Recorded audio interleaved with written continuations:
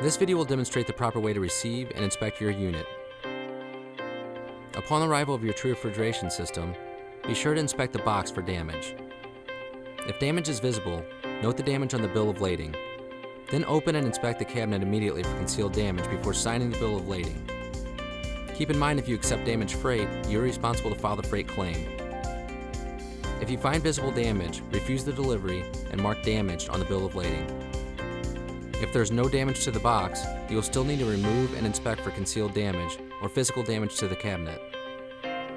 If concealed damage is found at this point, call the freight company and immediately the food service dealer from which the product was purchased and report the damage.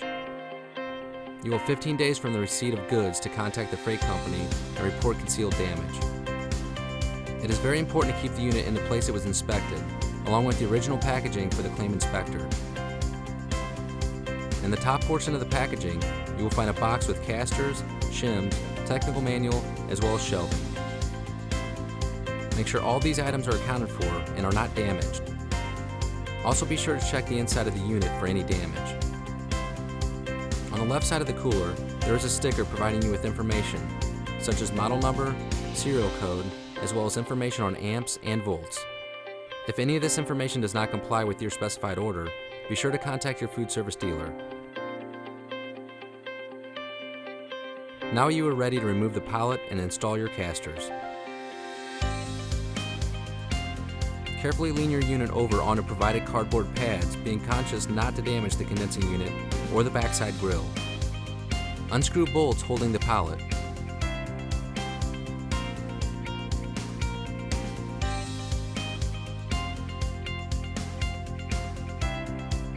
Once removed, begin to place the casters.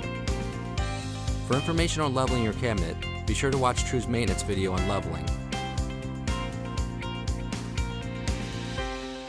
Once the casters have been installed, stand your unit upright and wait double the time the unit was on its back before plugging the unit in.